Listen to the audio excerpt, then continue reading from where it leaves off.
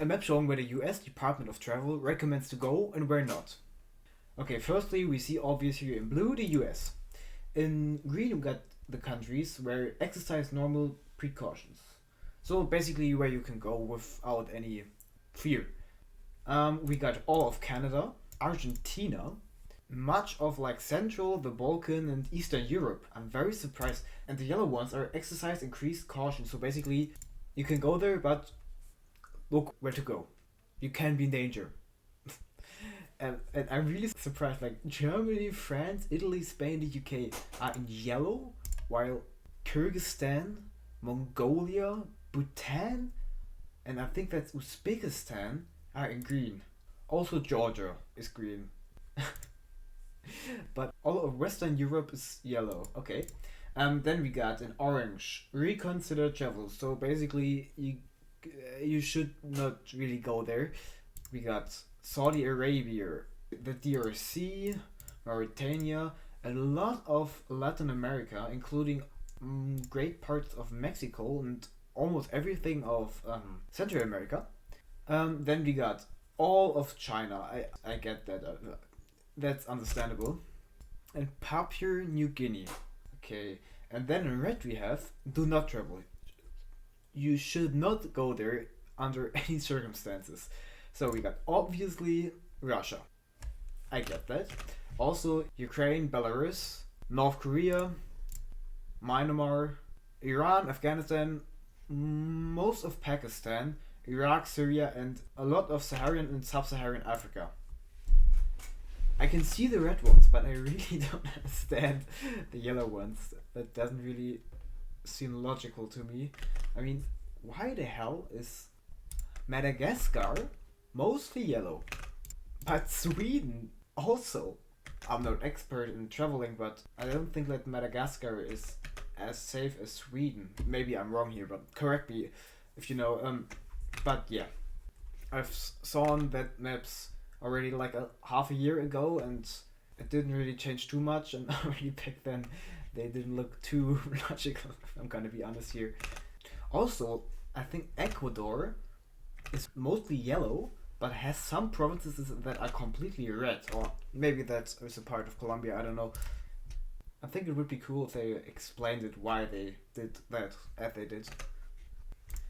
Okay, now we got an unemployment rate from January 2023. Okay, so we got in this very dark green less than 2%. In Europe, that's nowhere, and in the US, it's only in, I think that's Utah in North and South Dakota. Then in this more light green, this grass green, we got Germany, the Netherlands, Czechia, Poland, Hungary, Slovenia, Bulgaria in Europe. And in the US, it's like most of the states are under 4%, which is really good. Then in this very light green, we got some countries in Europe like Austria, Estonia, Denmark, and Ireland. That's still good. We got in the US like in the Rust Belt and all of the East Coast, and also randomly, I think that's Mississippi, right? And then we got yellow. That's not that good anymore. We in the US we only got Nevada, and of the non-states we got Puerto Rico, and then we got a lot of Europe, but completely random where there are. Some of them in the Balkans, some in the Baltic states, Finland, Belgium. Isn't really a pattern. They are employed or were not. Then 7% and more. That's not really. That's actually very bad now. In the US, it's literally nowhere. And in Europe, we got Sweden, Italy, France, and Portugal. I think I could expect Portugal, maybe Italy. Italy, because of the south, I know that isn't too good with employment. But I wonder France and Sweden? I thought they would be very good. But okay. And then 10% or more. Every 10th person you meet is unemployed. That is very, very much. Spain with 13% and also Greece with 11.6%. In the US, it's literally anything near that. Oh, also I forgot, Switzerland is the only country in Europe, or at least partner of the EU, that is under 2.5%, with 2.2%. That's also really good. But all in all, the US really beats the EU in matter of employment rate. Oh, now we got a map that shows what the Arabic thought would be the seven seas. In our time, we refer to the seven seas to all the oceans and like the Arctic and Antarctic things, I think. But in the Arabic world, we got a very different. We got, is it the Gulf of Iran? I don't know. Then this, I don't know. Then I think that's the Gulf of Bangladesh. Also the Gulf of Thailand, I think it's called. The Strait of Indonesia? Please correct me, I don't know how these are called. And then another one down there by like Singapore. And also the seventh is the South China Sea. It looked like they are much more packed together, while like what the Christian thought the 70s would be our like the entire world. But I think I can get it. Then the Arabics mostly, especially like from Arabia, most of the time trade with like China and India, so it makes sense that they thought that would be the seven seas. I mean, we have no clear definition of that, but just in comparison. Oh, that's interesting. We got areas of Brazil compared to other countries in GDP. So we got the most wealthy area is like, I think that's around Rio and Brasilia, the area. You got Turkey with 853 billion US dollars. I think like the Brazilian GDP is around 1.5 billion. I will have to look that up. 1.6 billion US dollars. Okay. Also, they had a big peak in like 2011 with 2.6 billion. They lost almost 40% of that. Why? What happened there? Also, Mexico and Russia. I'm surprised. Okay. So then the second most important is around Portugal with 250 billion. I think, isn't that where the entire population is, around the coast, something like that? Then we got this northeastern region with $220. I think there is missing a B. I think that means 220 billion US dollars, like Qatar. And then the Amazon rainforest region, where literally nothing is except forest and some cities, is together 140, 150 billion. Makes sense to me. I mean, all the wealth would be where the population is living. Yeah, we see here a Brazilian population map. All the population is around the coast. In the rainforest, almost nothing. It is a little bit like with Russia and Siberia. Oh, fitting for that. Now we got a population density map of the US from 2020. Oh, I'm sorry, from North America. Okay, we see that, yeah, that in the US, almost everyone lives on the west coast and also in the Rust Belt and southeast area. Is that the Midwest around like Colorado, Wyoming? I don't know. How is that region called? Please let me know if you know. Then there is like obviously California and a little bit of in Washington and Oregon. And we see in Canada there is nothing. There is like these little dots over there, and then all of their population at the Great Lakes. The rest over here all unpopulated, same as like Alaska. But Mexico is completely populated everywhere except like the desert stuff up here in near Texas, New Mexico, and Baja California.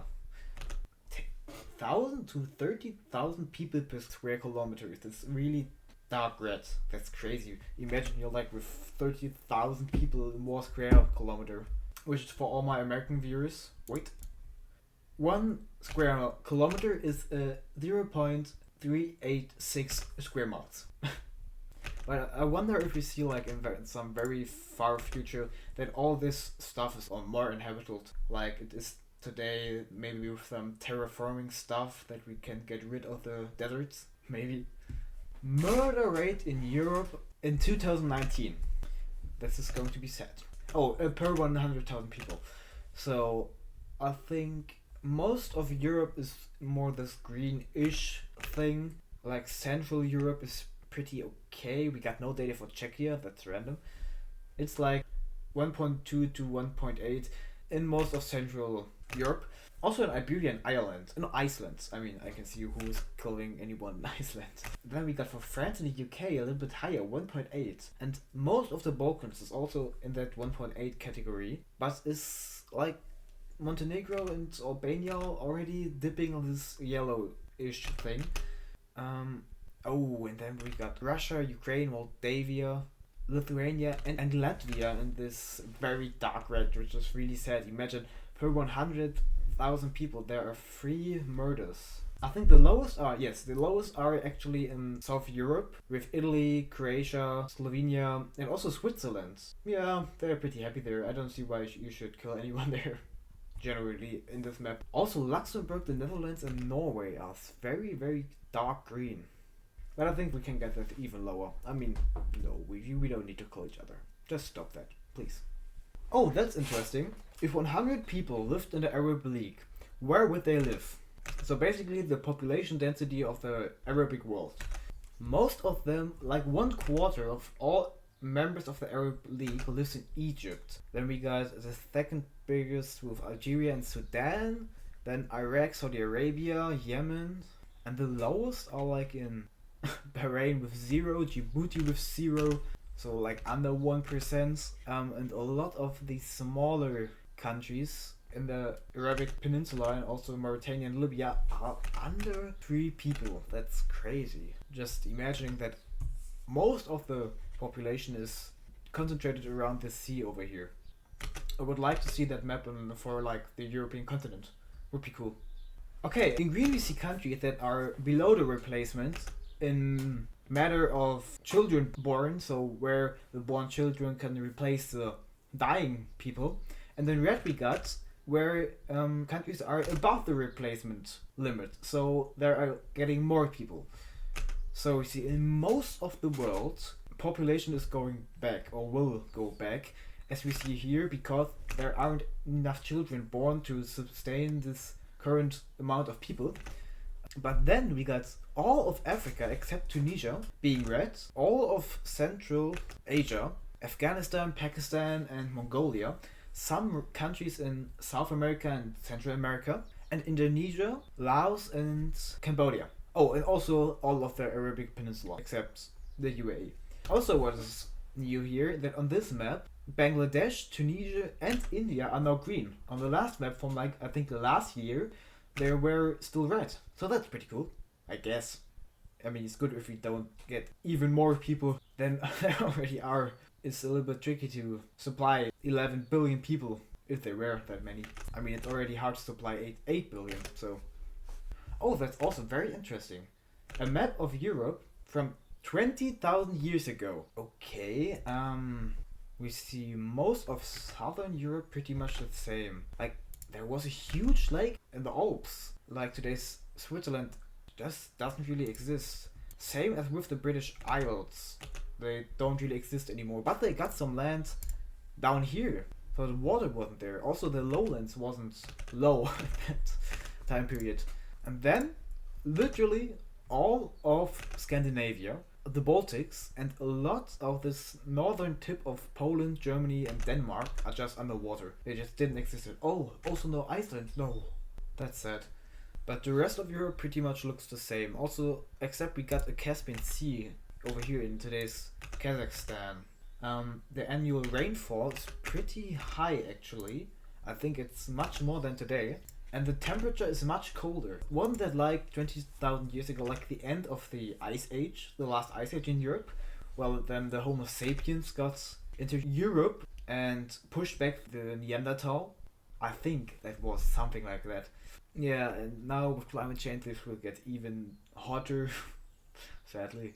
And yeah, let's hope this won't occur again and we can keep our land. That's also another sad map. Wait, I have to get my cam down here. The evolution of Lake Chad. For these who don't know, Lake Chad is here at the nose of the country Chad in Africa. And this lake slowly but surely dried out, I think because of too much use for agriculture. We see in the 60s it was all blue and that slowly dried everything away. Like from the 80s to the 90s, a little bit got back, but in 2007 there's just almost nothing left. Lake Chad has almost the exact same fate as the Ariel Sea, which is also really sad. I hope we can get them back somehow, but for now it's just not there anymore. really sad because it was a really cool looking lake, at least on the map. But yeah, that just really shows how what the greed of humanity can do to nature. Just sad, just sad. Okay guys, I hope you enjoyed the video. You can click on the next video, it will be a similar reaction. Have a great day, bye.